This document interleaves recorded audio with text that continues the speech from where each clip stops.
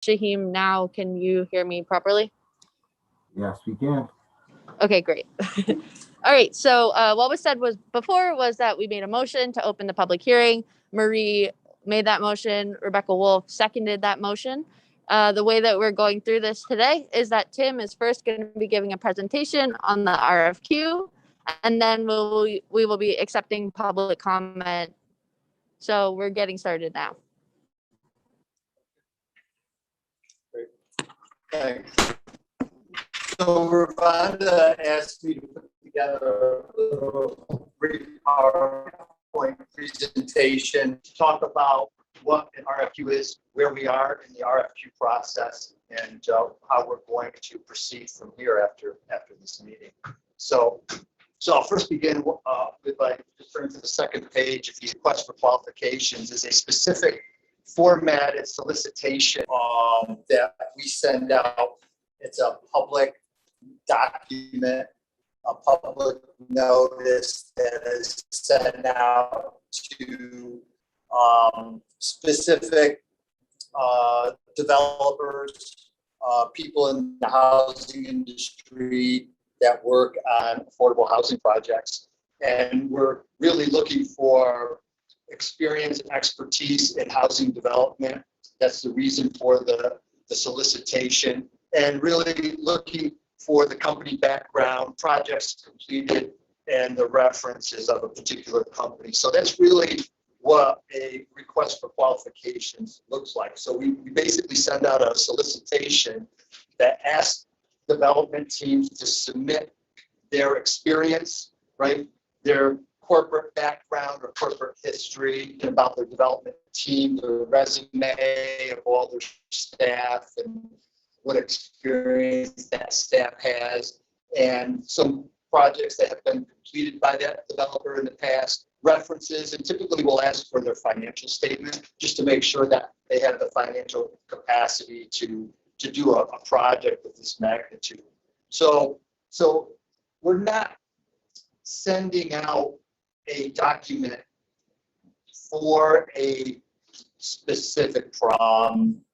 We're going to have the developer help us develop a plan and design a plan for us. Once we decide who the best developer is when they respond to this RFQ. So basically we're saying, well, this is what we would like, just a general statement, this is what we would like to do in the RFQ. That's, we basically give them an idea of what we want to do. Submit your qualifications and your experience based on that vision or idea of what the housing authority wants to do. So that's a little bit different, a bit more specific, or a request for specifications, which has a lot more detail about a very defined project. And you're asking the developers to kind of bid and provide a plan and cost estimates on a particular project that you've structured and put in this request for proposal. That's not what we're doing. We're just doing it. I'm just asking for qualifications from developers that have specific expertise in housing development. So, does anybody have any questions for that? If not, turn to the next page. Is where are we in the RFQ process? So, to start the process, you have to have a vision of what it is you want to do. And the board has decided that its vision is to propose a development, a vision for demolition and new construction of the existing public housing here. So that basically means that they want to demolish the existing public housing units and build brand new housing units. So demolish all 135 units, build 135 replacements. It's essentially what the vision of the Housing Authority Board wants to do. So after that vision is created, the board has conducted a series of public workshop development workshops. They started and conducted a resident survey. They've had some outreach with resident meetings, explaining to everyone what it is their vision is and what their intent is, what our options are, and some of the background of, how we got here and what we would propose or like to do in the future. I think it's all clear to everyone here that we've reached a turning point with our public housing, right? It's outlived its useful life, which is, it's not uncommon. A lot of developments like this have life expectancies of 50 to 60 years. At that point in time, boards and housing authorities have to determine what they want to do to preserve their public housing for the next 50 to 60 years. So I think a lot of housing authorities are at this same turning point and deciding what it is they want to do. And you see that across the country. A lot of housing authorities determine what vision it is they want to have for their housing authority. So this is a common, point in time, I think, for a lot of housing authorities, including Hudson. The board has been very diligent in reaching out, being transparent, and engaging the residents in the community. We advertise all these weekly workshops, the public board meetings. The resident surveys were a good success. We had a great response for that. So what is in the content of an RFQ?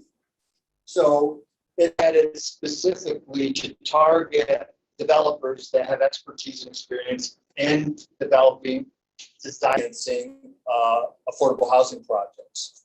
So in the RFQ, we're asking for developer qualifications in the development of affordable housing. We want to know what their past projects are. We ask for examples in their response. We look for resumes of their development team. We want to know what capacity, how deep their capacity is in doing projects like this. Typically, larger development teams are more successful and can be more efficient and timely in turning these large projects around. We also ask for references. They'll give us a number of references of past projects and past communities that they've worked in, which are very important. And it's important for us to follow up on these references. We also look, again, as I mentioned earlier, their company finances. We want to make sure that they have the financial capacity to provide the necessary guarantees that are part of the financing structure for these large redevelopment projects. We also want to know what their overall business terms are. What is the model that they usually come to on these type of projects, and is it in alignment with the business terms that we're looking for? Obviously, it's important that we want to maintain ownership. We want to maintain some level of management oversight. So a lot of developers are looking for ownership, not so much turnkey. So those business terms have to be in alignment with what we desire from our project. And I think what's important too, more so now than ever, is what their MWBE and Section 3 experience is. These are very large, multi-million-dollar projects. We're theoretically looking at a $50 million project here. That's a lot of money. What opportunities are available to the local population, the labor pool that's here, the residents that live here? What opportunities exist? What training exists that the developer can provide for them to get education and training in construction or some type of oversight of a project, and what can we provide as far as job opportunities for that? And it has to be very extensive. There has to be marketing of the MWB and Section 3 program. There has to be a lot of outreach, and there has to be goal set. What percentage of MWBE and Section 3 do we want to reach? So a lot of goals, usually it's between 10 and 15%. They want to be able to at least attract that percentage of MWB and Section 3 workers. So that's kind of the content. We do give a little brief history of Hudson and a little background in Hudson and a little background on the Hudson Housing Authority. That's also included. And we're very specific on how the responses are to be formatted when they return those responses. So there's a series of tabs that are identified in the RFP that they need to respond to and structure their responses accordingly. So co-development partner, what does that look like? So we're essentially looking for someone to become a long-term partner, owner, manager of the housing authority for the next 15 years. And so we're looking for a co-developer that has experience in financing, design, construction, and management of affordable housing. They would become a limited partner owner over a 15-year period. Some limited partnerships end much earlier than that, depending on the comfort level of the housing authority and their ability to buy out the limited partner. But typically it's a long-term relationship over a 15-year period. It has the ability to secure the tax credits for the project we're going to need to build what it is we're proposing. And, a rough estimate of a project of this magnitude is probably around $50 million. And that's probably an on average cost for housing authorities this size. We also want a co-development partner that has the ability to secure other grants and financing.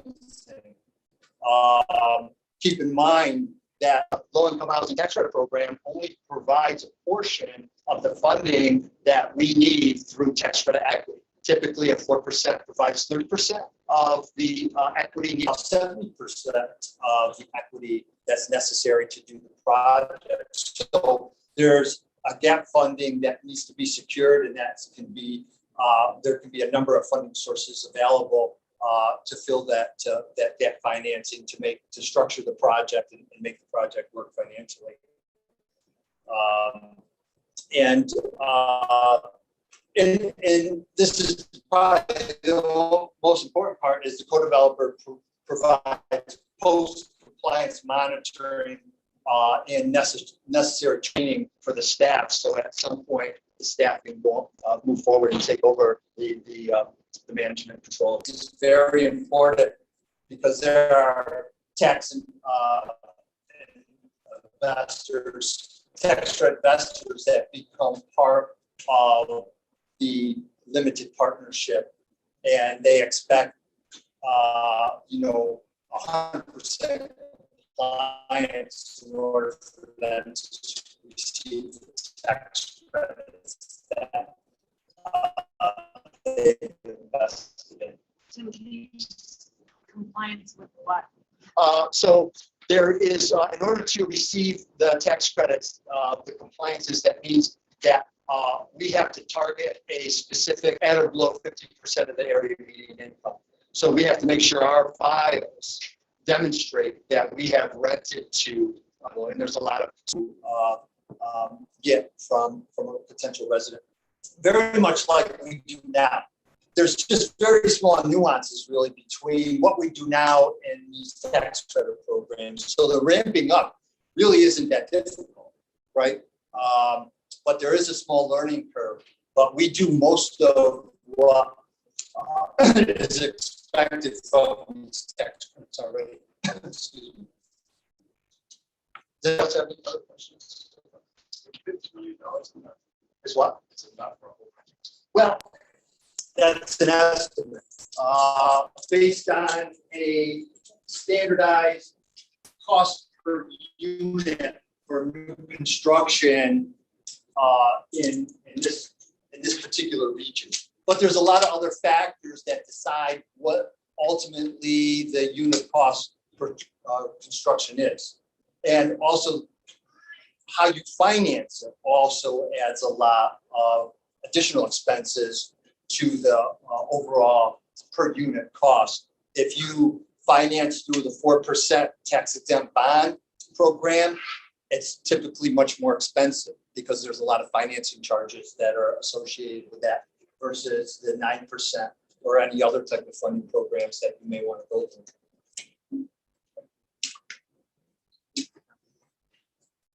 So this is a new plan that we're proposing, and it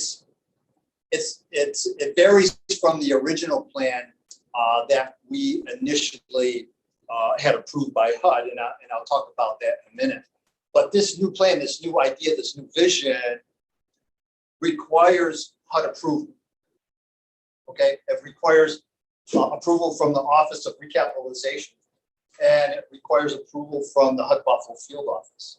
Okay, so the HAA plan for demolition and new construction, these agencies want to know what that plan is. They want to know our plan for demolition and construction. They want to know what the resident relocation plan is.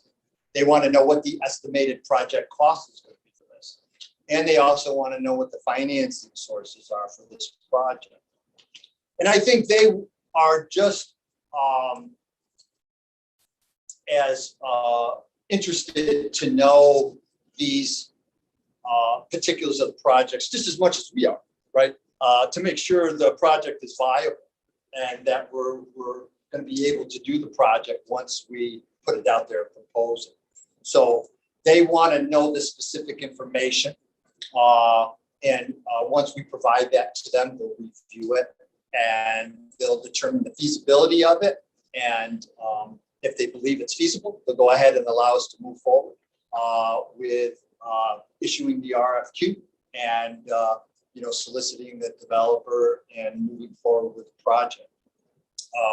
So prior to this new plan, the Housing Authority did what's called a RAD conversion, and most of you that have lived here for any length of time were involved in that process, the RAD conversion. Essentially, we went from a public housing Section 9 program to a Section 8 project-based program. And the idea behind that was that we could leverage higher rents through the project-based voucher Section 8 program than we were getting for the Section 9, making the Housing Authority financially much more stable and putting it on a more stable funding platform. So that's what we did. It was a long-term investment, if you will, to create solvency for the Housing Authority for the next 20 years. As part of that conversion, we decided to leverage some interim financing to do some basic maintenance upgrades for a period of time until we decided what we wanted to do with our public housing authority, whether rehab it or demolish. In our plan, when we did our RAD conversion, the narrative specifically stated that we wanted to pursue a demolition, new construction plan at some point when we were ready to do that. So because we're deviating from that plan, HUD needs to reapprove the changes or the modifications as part of this new plan. So so we need this new plan approved by HUD. They're going to approve the the changes in the plan. And again, HUD wants to make sure the new plan is feasible before we move forward. And we are prepared to provide them the necessary information that they're requesting as soon as possible. Any questions so far?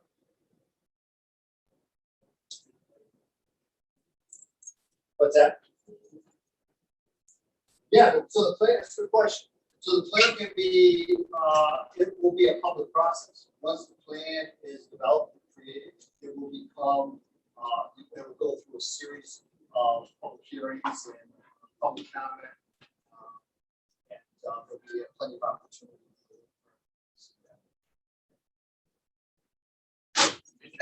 Yeah. Does everybody have to be with the 2020 grant conversion? Is it all completed? Yes, yeah. The RAD conversion was completed in 2020.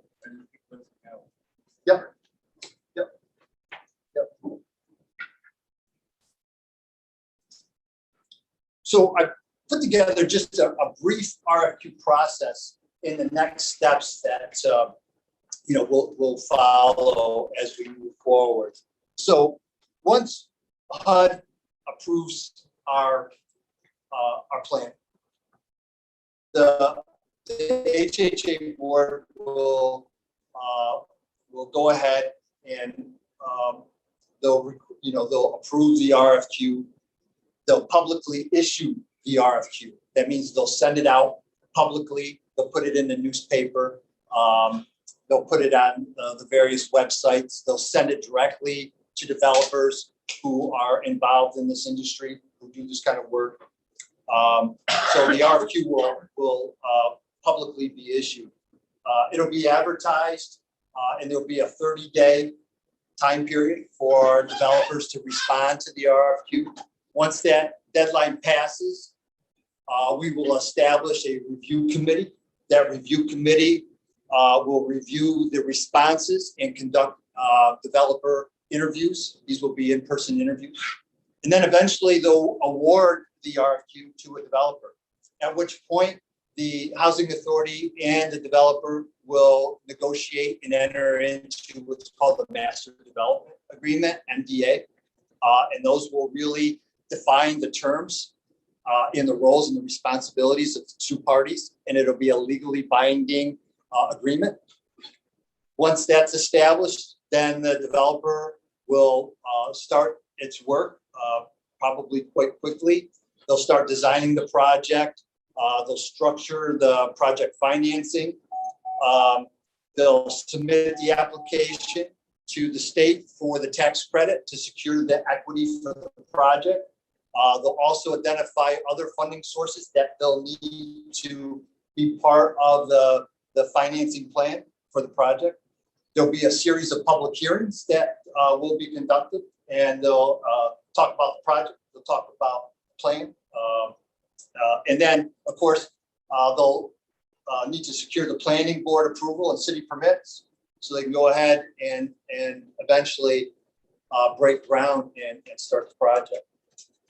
So that's kind of a thumbnail timeline, if you will, of what the next steps and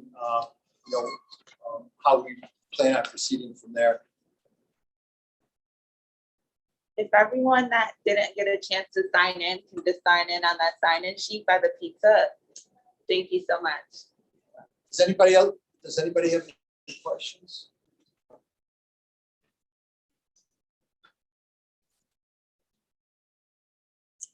You got questions, you call for seconds. Sure.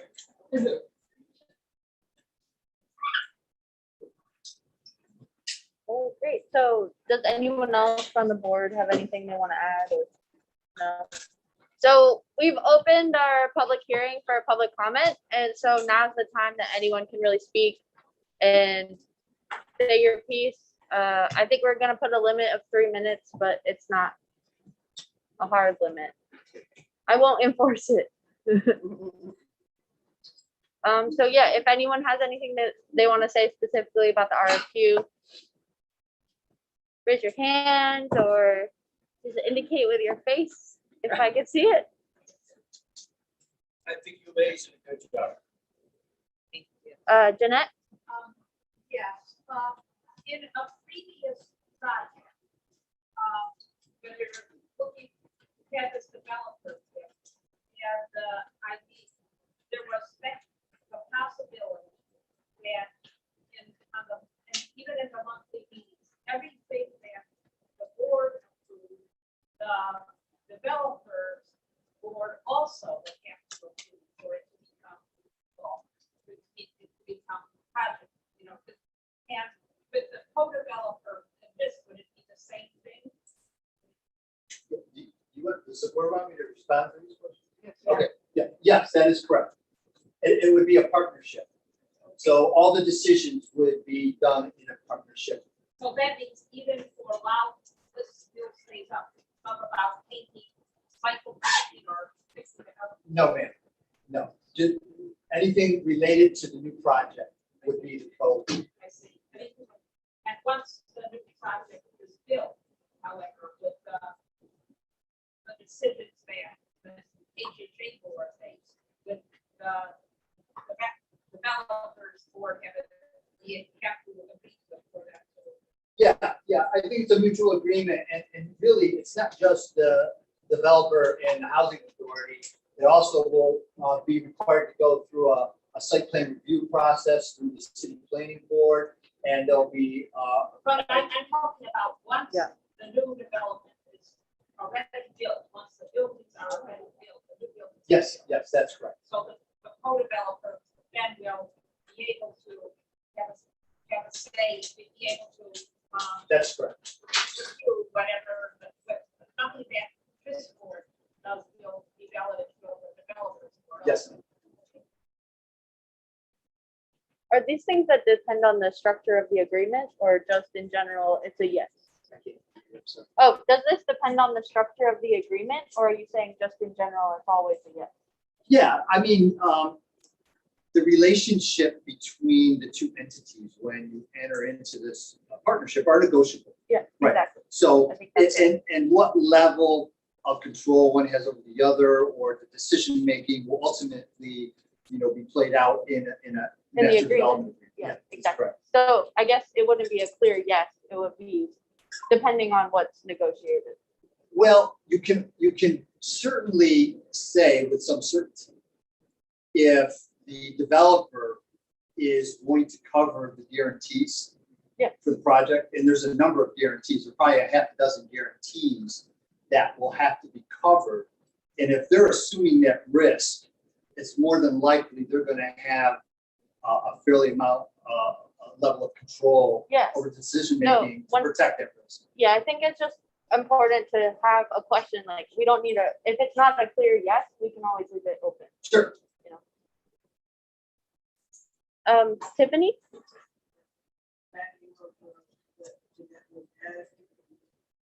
So once the new project is done and going into the future, everything moving forward has to be a combination of the developers with the housing authority board, and when they have their own board members, or just be one of the one person representing.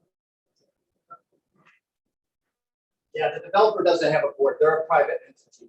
So it will just be the development team that will be part of whatever decision-making team. How many people on that team? It's hard to say. Every development team is different size.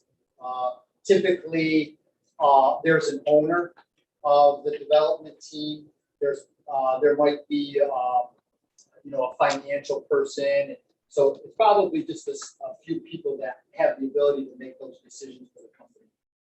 Just to clarify, any rumors that people are hearing the news without actually attending the meetings or reading the minutes, so there's a lot of rumors going around, and I'm trying to ensure the residents and the people in the public that everyone will be out, and everything will be new and beautiful and so forth. There's rumors going around that with the new development, that residents will be required to pay for the trip. Just want to clarify that rumor for the board, so the residents. Well, our goal with the new development is for everyone to have electricity included. It won't just be a building. It's for everyone. Everybody wins, no one loses. No, we will be planning on everybody to have electricity included. That's what I was told, but I just wanted to get that clarification. So it's well, thank you. Yeah, I spoke with the state on authority and they said everybody wins, nobody loses because we get the money back at the end of the year. So they said that electricity is. It's up to the board.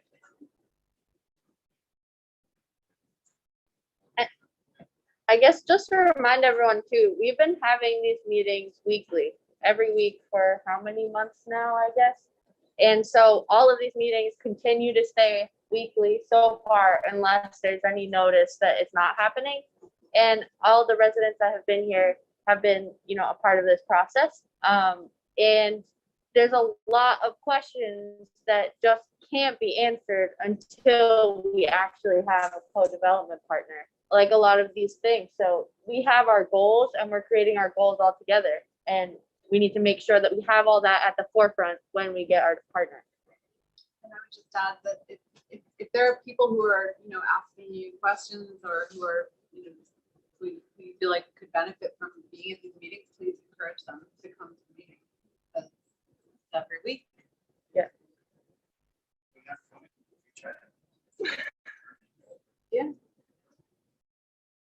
Every week though, there's been more and more people too. So Yes, to have. it's positive. So I guess we're still, in our public hearing for public comment. If anyone has anything that they want to add or say, the floor is yours. Is there going to be a pool? That's one of those questions that is like, it's like the entire architectural element of the project can't be decided until we have a developer, can't be decided until we put our RFQ out, which is what our public hearing is on today. This document that we've created, or that Tim has created specifically, that's here on this table, if anyone wants to look at it. It has a binder clip on it.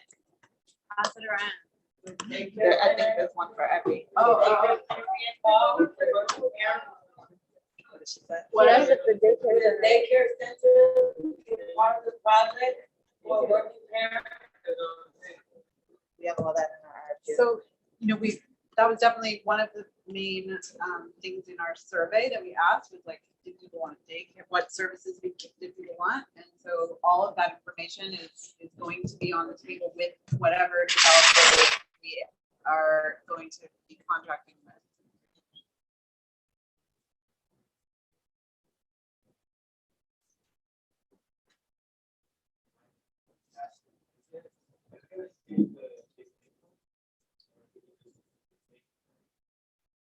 It's the same income level.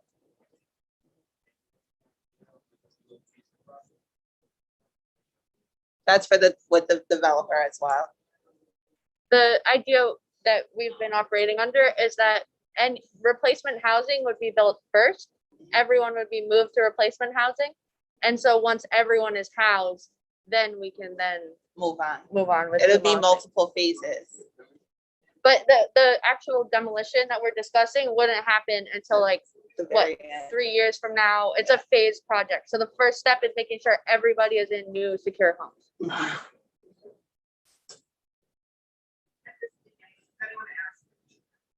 That's What's the timeline for the new? so. Yeah. Should we present our timeline that we have? Yeah. The timeline? Well, so we created like an RFQ timeline that's actually just in the hallway there, but I don't have a copy of it. But it's like right on the other side. If you're looking at the elevators, you just turn around and then it's right there. And there's like a schedule of our meetings upcoming too. But basically, we've actually brought our timeline to the point where we think we will be able to be shovel ready, right? And so we are in like, what, month 2 on our timeline, month 3 now because it's July. Mhm. So we are in this stage of the process where we're actually just putting out this RFQ request to get a developer at the table. So first, what we're going to do, we put out the request, And then we have a bunch of different developers, hopefully, that will come and say, you know, we want to work with you. We want to collaborate with you and residents, which is very specific in the RFQ as well. That's a more collaborative process. And then, so from there, we will actually collectively decide who that developer will be.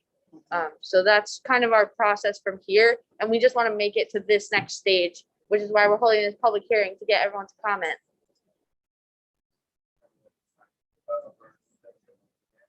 I'm sorry, say that again?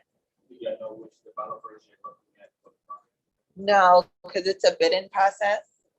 So we put our RFQ out and then different developers bid on the project. And we can send it out to lots of, So the, And we. Yeah.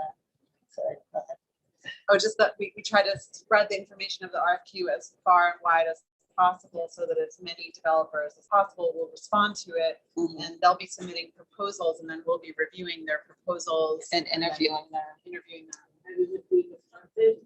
We haven't put the RFQ We haven't put it out yet. Yeah, this is part of the process to be ready to put out an RFQ, is to have public hearing and get comments from you all. And yeah, we can't do it until we've done all those things.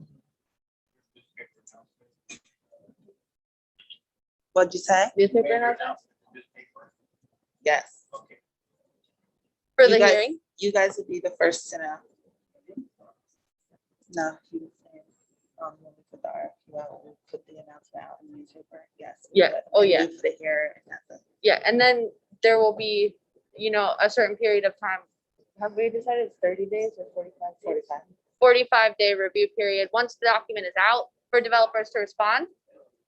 And then when they respond, you know, my goal and hope is just that we will actually have the responses public, right? Can we, is that acceptable? We can all decide this publicly with the developer?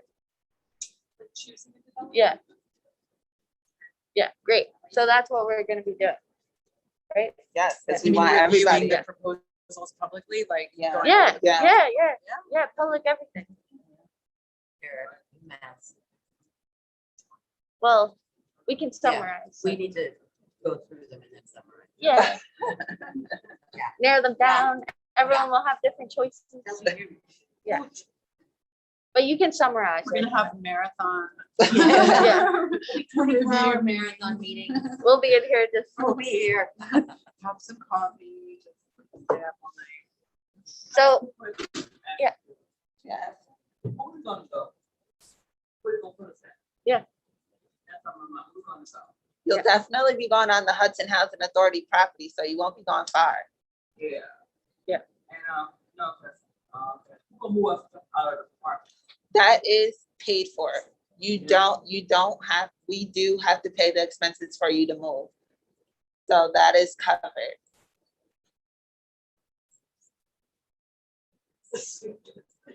I got no. Yes, yes, You know, like I said, I'm gonna from. yeah, You know, when I go to a park, I want it for the park is nice and clean. yes, You know, I mean, nice Yes. and clean. Yes. Before I move in there. okay, That some will probably go into, you know, wash, but they don't clean it out like the way folks clean it up. I know. And that's why we want it brand squeaky new for, just for you. Yeah, I wanna make sure, you know. Okay. Everything behind the store, I want everything behind the store. Okay, it's gonna be brand new. That's right. You'll be the first one stepping in there. Yeah, we yeah. can. Okay. We're not gonna I'm use putting that out there. Apartment, Oh, yeah, yeah. replace You're home is the- you're brand the new. first one. And she will be, she lives in here. That's why I was there for your help on that one. Thank you. You're welcome. Is there another plan, HHH property to build replacement housing for all of the residents before this comes out? So that's for the developer to let us know where we can actually put this replacement housing first. And I actually proposed all of HEDPA land. So all the land that they have in the city of Hudson, I proposed for us to buy it. So it's, All of the land. yeah, I did my last weekend. to buy it. Yeah, So- to buy so it for $1. I'm working with it. HHA plans. Right. I don't remember that part, but I mean, Yes, I Well, propose, yeah. Wait, okay, but so this is, you know what, this is not happening at the, I mean, like, this is not a decided thing. This is, so Rhonda at HCDPA meetings, we've been discussing, like, so HCDPA owns, you know, a number of properties, many of which are quite small, some of which are contiguous with HHA properties. So Mhm. there's a conversation happening right now about whether some of those properties could become part of this RFQ. We haven't finished the conversation, right? Well, we're waiting for council. Right, so the conversation is not concluded, it's ongoing, but, you know, So the general question is that if on existing HHA plan, you don't have, it cannot support enough replacement housing, then you're going to buy some additional. we're going to negotiate / buy some, you know, it's not clear right now, like, what the, method of These are- acquisition. these are is. also the goals, and we really, there's so much information that we need to have through our co-developer partner, right? And then additionally, just for anyone that's curious, the land that we're discussing is the land just right on Front Street, on the other side of the street, Mill Street. and Mill Street, but it's a And really Lombard. slope. There's also, yeah, a parcel on Lombard. So there's not an actual solution for residents. What is the solution of, what is the protection for the resident that once the property is built up, that they're gonna be allowed to come in the buildings and not bring it out? Yes, so they're federally protected. So they have first come, first serve. So yeah, they couldn't be pushed out. We would have to house them. No, I know you have to house them, but you're already housing them at a off-site location. The same project might take 2 years to go to the building. Yeah. In 2 years, they had to move the location. So what that says that once this is built, all of those residents may be willing to come back or have to. They actually have the option. They have the option to stay or move back. And they're the first ones that have that option. And the income levels of the building are not changing. And this will stay public housing as well. Yeah. That's the other part of this. Everyone will have Section 8, right? That's what, I mean, you know, as far, I mean, I guess it's like, Would that's what everyone we're have Section 8? proposing. Yeah, Everyone will have Section 8? everyone will have Section 8. Everyone will have the existing project-based Section 8 housing. They don't. Oh, we actually have someone on Zoom that raised their hand. So, we're gonna receive public comment now from Zoom, and hopefully, I apologize if we can't hear you. Let's just test it. It's Ronald Kopnicki. Yes, hello. Can you hear- Hello. Yes, I can hear you. Just give us one moment because I want to make sure that everyone can hear you. Sure.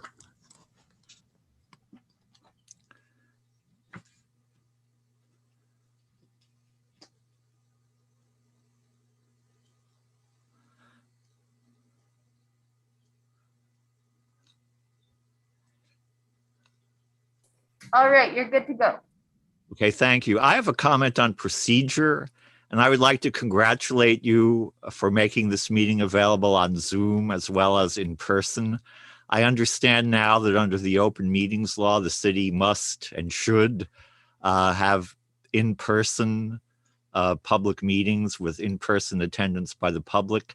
However, I think that since the goal of the open meetings law is to maximize public involvement in the workings of government, that going forward, we should have a combination of in-person access and remote access. And there seems to be no legal obstacle to doing this. And you have shown in this meeting that there is really not necessarily a technological obstacle to doing it. So again, I congratulate you. And I call upon all the organs of Hudson City government going forward to follow your example. Thank you.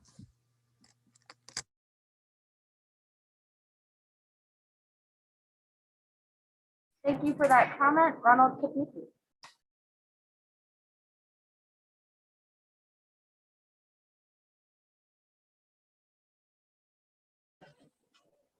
All right. Can you hear us again, Shaheem? Yes, we can. Oh, wait. I have my phone volume down. Okay, now can you hear us? Yep, Okay, great. Thank you, Shaheem. no problem. Okay.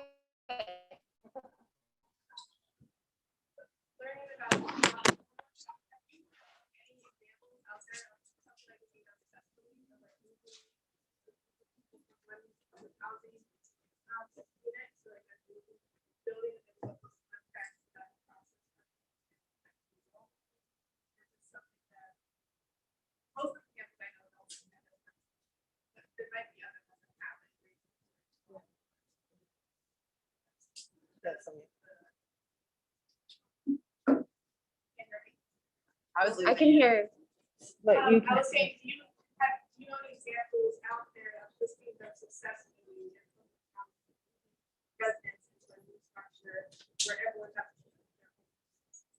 Are there role models out there? Yeah, we have Albany Housing Authority. They just did it with their Idiabro apartment. And they keep doing it every year.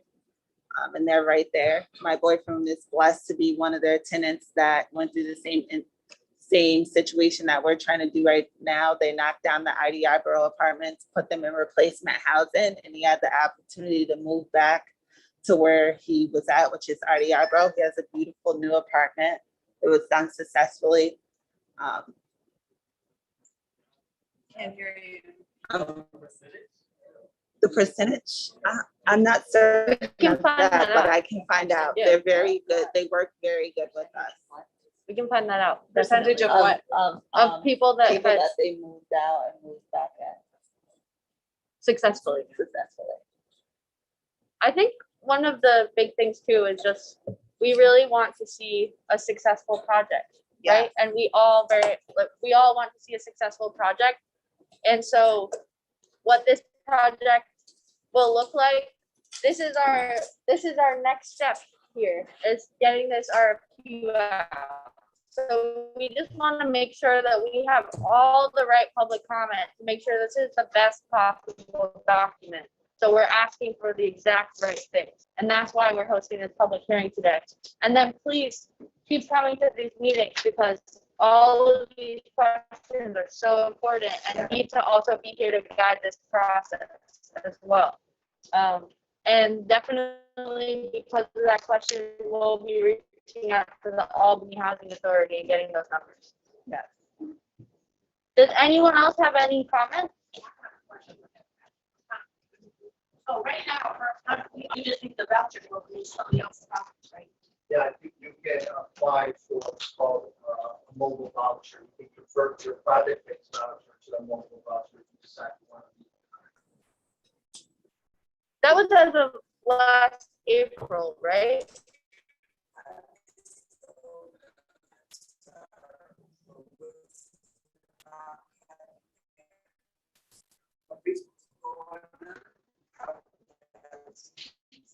What you said? Oh, yeah, we would love to. And what's gonna do with it? For what? She said she overslept. She wasn't able to be here. And she wants to know what's going on with the building. And everything. So we put on it through real fast. Should we start from the top? Yeah, whatever you're comfortable with. That's so Jane, right now we are having a public hearing for our RFQ. I know you were here on the last meeting when we had let everybody know that the board decided to do a demolition with a brand new project. So at this time, we are in the RFQ process where we would like developers to propose proposals out there, we do interviews, we pick the right developer, you guys pick the right developer as well. We make sure you guys have all your needs and your wants and what you would like, and we build the replacement housing for you guys, and then we build the new. It will be on the Hudson Housing Authority property. Here, it could be anywhere. So yeah, I guess. Are you talking about the last project that they were supposed to do over there? Yeah, I wasn't here for that, unfortunately. You can move back absolutely where you want to move back to. You wouldn't move back in here though, because if we would do it demolish, we'd be knocking this down.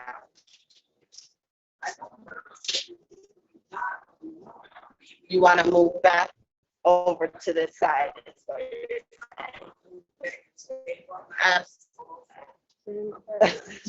It wouldn't be the it wouldn't be the same. It wouldn't be your apartment. No, we're knocking down. No,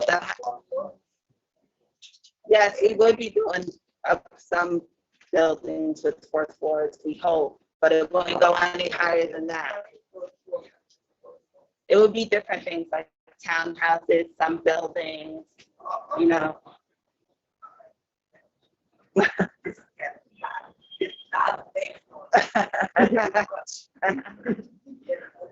Yes. Question of ownership, currently public housing owns, and so the developer would then be by. Yeah, it would be 10. It would be owned by us. I think that's something, I mean, there's different possibilities, right? There's a like 15-year co-development partner. It's really, it just depends on what the agreement actually ends up being, which is also something that will happen publicly. Are there scenarios where public housing development doesn't? Yeah. I think there's like a lot of different partnerships.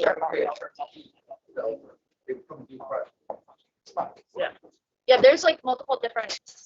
But we definitely want our ownership.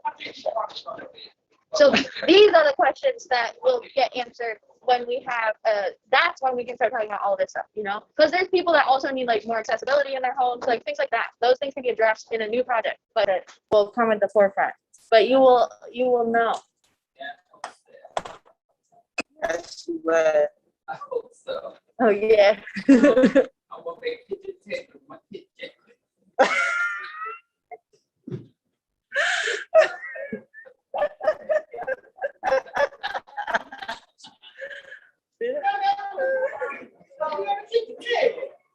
Sorry, yes. I'm sorry. Someone speaking, can everybody keep it down, please?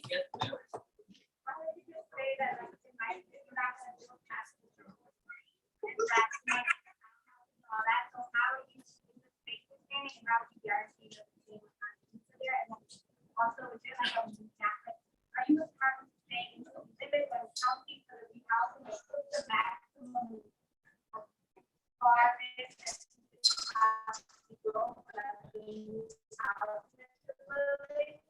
and how to ensure that we don't want to go that far.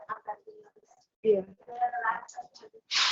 All the residents know that this is happening. How are you going to keep out people? So we had an outreach with HCHE. They did a survey where they knocked on doors. We had 85% of surveys completed. We in the mail, posted on the bulletin. We are here every week. We also post when we're not. So we do a big outreach. I also was born and raised on the property. My family live on here, so I'm able to communicate with all of them to let them know what's going on. They live in towers and the low rise, and I actually have a couple family members here now. But we do make sure we get that outreach out there so everybody knows what's going on. There's always a need for more outreach, right? And then additionally, it would be really great one day too to have like the site survey of the land that the housing authority owns, and to see like, you know, what exists. Like there is land here on this property, and then there's additionally a lot of different possibilities with other city owner working out now, and these are all like very important and integral questions to the process, and we're trying to get someone at the table to help us have all of this information for you all. Yeah, so they'll let us know how many 5-story buildings we can build. They'll have all those answers for us. And to help specifically like make sure we're surveying our needs. So like, what are the residents here that live here right now? What do they need? What are the apartments needed, right?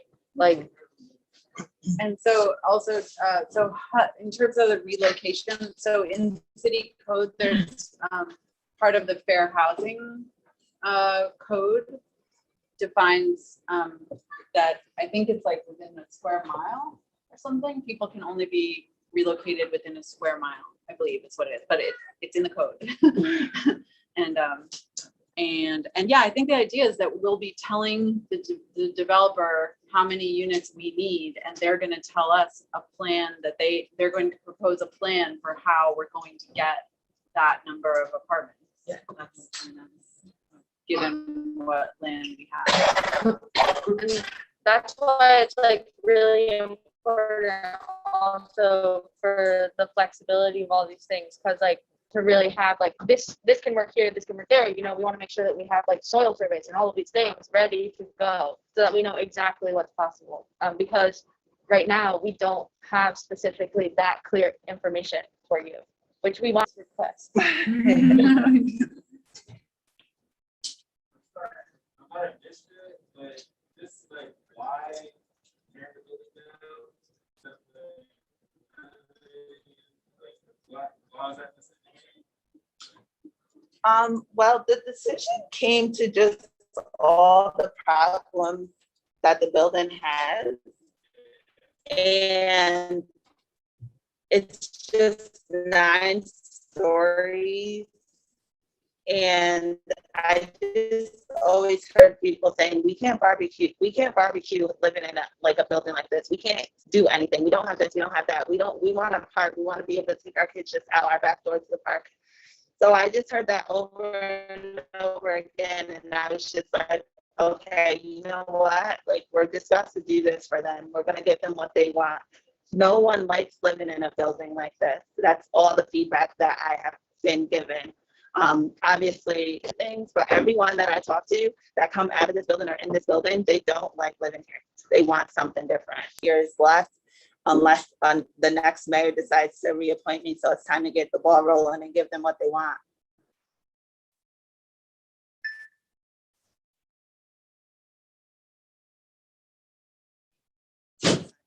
Yeah, that's that.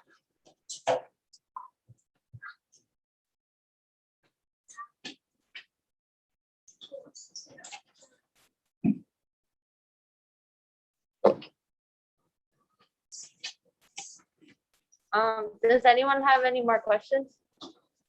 Or, sorry, comments for public comment? I wish got that from Thank you, Deb. I'm gonna keep praying.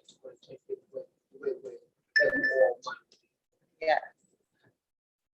Thank you.